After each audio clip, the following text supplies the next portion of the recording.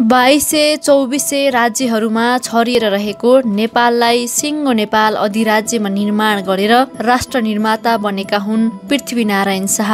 उनको जन्म विक्रम सम्वत 1779 पौष 27 गते भएको हो। पृथ्वीनारायण शाह पिता नरभूपाल शाह र माता कौशल्यवतीका जेठा सन्तान हुन्।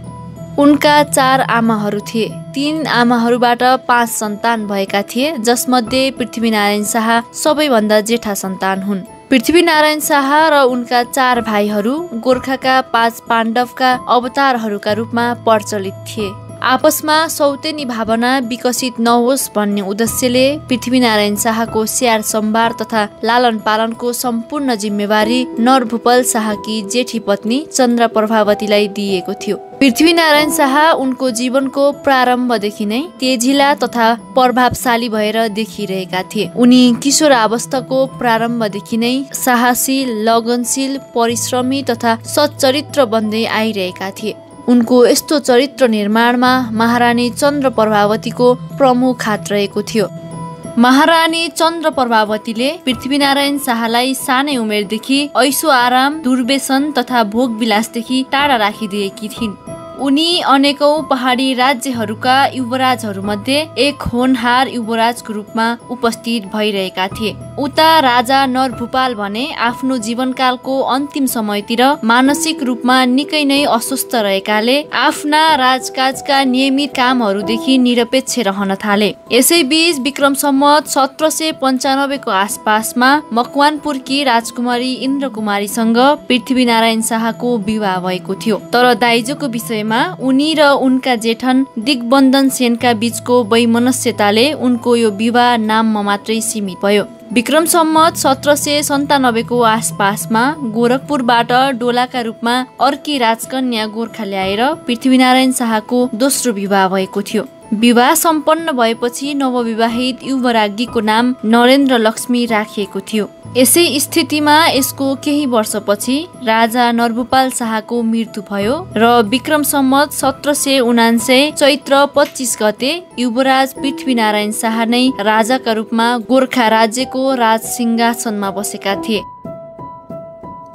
काठमाडौँ राज्यको अधिकार क्षेत्रमा रहेको नुवाकोट प्रदेशमा अधिकार जमाउनु गोर्खाली भारदारहरूका निमित्त राजा नरभूपाल शाहको राज्यकालदेखि सपनाको सपना भएको थियो। आफ्नो राज्यलाई काठमाडौँ उपत्यकातर्फ विस्तार गर्ने चाहना पृथ्वीनारायण शाहमा पनि किशोरावस्थाबाट पैदा भएको थियो। राज्यारोहण गर्ने बित्तिकै नव युवराज पृथ्वीनारायण शाहले नुवाकोटमाथि आक्रमण गरे, तर यसपटकको आक्रमण सफल हुन सकेन, जसले गर्दा उनी हात हतियार विस्तार गर्न आफूसँग भएका बन्दुक तथा गोला बारुद भन्दा नयाँ किसिमका राम्रा बन्दुक र गोला बारुद ल्याउने मनसायले उनी काशीको यात्रातिर लागेका थिए। धनजन तथा हात हतियारहरूको पर्याप्त संग्रह गरी सम्पूर्ण सैनिक तयारीहरू पूरा भएपछि पृथ्वीनारायण शाहले आफ्नो सक्रिय नेतृत्वमा गोर्खाली सैनिकहरूद्वारा नुवाकोट भन्दा माथिपट्टि रहेको महामण्डलको दुर्जे किल्लामाथि अप्रत्याशित रूपमा जोरदार आक्रमण गरिदिए। नुवाकोट प्रदेशमा यो पटक 3 तिरबाट आक्रमण गरिएको थियो। नुवाकोट प्रदेश बचाउन जयप्रकाश मल्लले अनेकौं प्रयास गर्दा पनि विक्रम सम्वत 1801 असोज 15 गतेका दिन पृथ्वीनारायण शाहले नुवाकोटमाथि विजय हासिल गरेरै छोडे। भक्तपुर र काठमाडौँ राज्यका राजाका आपसी कलहहरूबाट लाभ उठाई गोर्खाली सैनिक काठमाडौँ उपत्यकाभित्र यत्रतत्र सक्रिय रहन थाले। यसै क्रममा विक्रम सम्वत 1803 मा काठमाडौँ राज्यको अधिकारमा रहेका क्षेत्रहरू सागु, चागु र सिन्धुपाल्चोक खोसेर पृथ्वीनारायण शाहले आफ्नो मित बाबा भक्तपुर राज्यका राजा रणजित मल्ललाई उपहारका रूपमा दिएका थिए, जसमा गोर्खालीका सैनिक गतिविधि भइरहन्थे। विक्रम सम्वत 1811 मा पृथ्वीनारायण शाहले काभ्रेपलाञ्चोक, दोलखा र दुधकोशी नदीसम्म आफ्ना प्रवाह क्षेत्रहरू विस्तार गरे। विक्रम सम्वत 1824 को आरम्भसम्ममा काठमाडौँ उपत्यका भन्दा बाहिरका प्राय सम्पूर्ण भूभागहरू गोर्खाली सैनिकहरूको नियन्त्रणमा आएका थिए। कीर्तिपुर शहरमा पटक पटक आक्रमण हुँदै रहे पनि दुर्जे किल्लाका रूपमा रहेको यस शहरमाथि भने कति प्रयास गर्दा पनि गोर्खाली सैनिकहरूको अधिकार स्थापित हुन सकेको थिएन। कीर्तिपुरमा भएको असफल सैनिक अभियानमा गोर्खाली सेनाका होनहार सेनापति काजी कालु पाण्डेले आफ्नो अमूल्य जीवनलाई बलिदान दिनु परेको थियो। विक्रम सम्वत 1819 भदौ 9 मा काठमाडौँ उपत्यकाको दक्षिण पूर्वमा रहेको मकवानपुर राज्यमा पनि गोर्खाली सैनिकहरूको अधिकार स्थापित हुन आयो। यसको लगभग 3 वर्षपछि विक्रम सम्वत 1922 चैत 3 मा काठमाडौँ राज्यको कीर्तिपुर शहरमा पनि आफ्नो अधिकार स्थापित गर्न गोर्खालीहरू सफल भए। यति बेलासम्ममा काठमाडौँ उपत्यका भन्दा पूर्वतर्फ रहेका साङ्गा, नाला, बनेपा, टिस्टुङ, पालुङ तथा फर्पिङ सम्मका सम्पूर्ण पहाडी भूभागहरू गोर्खाली सैनिकका नियन्त्रणमा आइसकेका थिए। अब काठमाडौँ उपत्यकाभित्र रहेका 3 वटै मल्ल राज्यका राजधानीहरूमा पनि गोर्खालीहरूको कठोर नाकाबन्दीहरू सुरु भइसकेको थियो। गोर्खाली सैनिकहरूका अगाडि मल्ल राज्यका सैनिकहरू निस्तेज तथा निरीह भएर देखा परिरहेका थिए। यसैबीचमा विक्रम सम्वत 1824 मा राजा जयप्रकाश मल्लको बहकाउमा आएर इस्ट इन्डिया कम्पनीका अङ्ग्रेज पदाधिकारीहरूले कप्तान किनलानको नेतृत्वमा सिन्धुलीगढीको बाटो हुँदै गोर्खाली सैनिकहरूको विरुद्धमा अप्रत्याशित रूपमा जोरदार आक्रमण गरिदिएका थिए। यसको केही वर्ष पहिले विधर्मी आक्रान्त कासिम अली खाँका सैनिकहरूको जोरदार आक्रमणलाई पनि गोर्खाली सैनिकहरूले एकपटक सफलतापूर्वक सामना गरिसकेका थिए। आधुनिक हात हतियारबाट सुसज्जित भएका अङ्ग्रेज सैनिकहरूका अगाडि खुडा, खुकुरी, धनुबाण तथा साधारण बन्दुकहरू मात्र लिएर युद्धको लागि अगाडि सर्नु गोर्खाली सैनिकहरूका लागि सामान्य कुरा थिएन।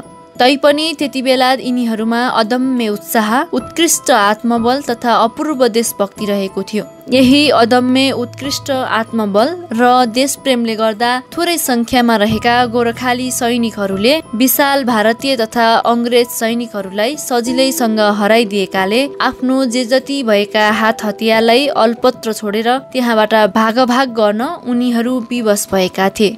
कुमारी जात्राको क्रममा कुमारी घरको अगाडिपट्टि डबलीमा काठमाडौँ राज्यको राजसिंहासन प्राय खुल्ला 10-20 जना सैनिकहरूको जिम्मामा लगभग अल्पत्र नै छोडिएको थियो। राजा श्री 5 पृथ्वीनारायण शाहले यस सिंहासनलाई रातैमा जीवित कुमारीको वरद प्रसादका रूपमा ग्रहण गरेका थिए। यिनको सम्मानमा बन्दुकहरूद्वारा खुसियालीका बढाइहरू त्यतिखेर नै दागिएका थिए। यसबाट श्री 5 पृथ्वीनारायण शाह विक्रम सम्वत 1825 असोज 13 गते गोर्खा राज्यका राजाबाट स्वाभाविक रूपमा नेपाल राज्यका राजाका रूपमा स्थापित भएका थिए। यसको केही समयपछि विक्रम सम्वत 1925 असोज 24 गते ललितपुर राज्य पनि गोर्खाली सैनिकहरूको अधिकारमा आयो। विक्रम सम्वत 1826 कार्तिक 28 गतेका दिन आफ्नो सम्पूर्ण शक्ति लगाएर राजा श्री 5 पृथ्वीनारायण शाहले भक्तपुर राज्यको राजधानीमा आफ्ना सैनिकहरूद्वारा जोरदार रूपमा आक्रमण गराइदिएका थिए। लगातार 3 दिनसम्मको घोर घमासान लडाईपछि अन्त्यमा आएर त्यहाँका राजा रणजित मल्लले गोर्खाली सेनाका सेनापतिका समक्षमा आत्मसमर्पण गर्नु परेको थियो। फलस्वरूप विक्रम सम्वत 1826 कार्तिक 30 गते श्री 5 पृथ्वीनारायण शाह गोर्खा राज्यका राजाबाट नेपाल अधिराज्यका महाराजाधिराजका रूपमा स्थापित भएका थिए। विक्रम सम्वत 1826 को अन्त्यतिर आफ्नो नवस्थापित नेपाल अधिराज्यको राजधानी काठमाडौँ शहरबाट पृथ्वीनारायण शाह देशको अन्तरिम राजधानी नुवाकोटतर्फ लागेका थिए। यसको 5 वर्ष पछाडि विक्रम सम्वत 1831 माघ 1 गते पौष शुक्ल दशमीका दिन श्री 5 पृथ्वीनारायण शाह यस संसारबाट सदाका निमित्त बिदा भएका थिए। उनको यस किसिमको अकल्पित तथा असामयिक देहावसानले गर्दा त्यस क्षेत्रमा रहेका सबै 24 राज्यहरूलाई आफ्नै जीवनकालमा नेपाल अधिराज्यभित्र समाहित गराउने उनको आकांक्षा यत्तिकै लथालिङ्ग भएर गयो। तपाईलाई यो भिडियो कस्तो लाग्यो? मन परेमा लाइक, कमेन्ट र सेयर गर्नुहोला। साथै सबभन्दा अधिक देश विदेशका खबरसँग नजिक रहन र हाम्रो परिवारको सुन्दर सदस्य बन्न चाहनुहुन्छ भने हाम्रो च्यानललाई सब्स्क्राइब गर्नुहोला। नमस्कार।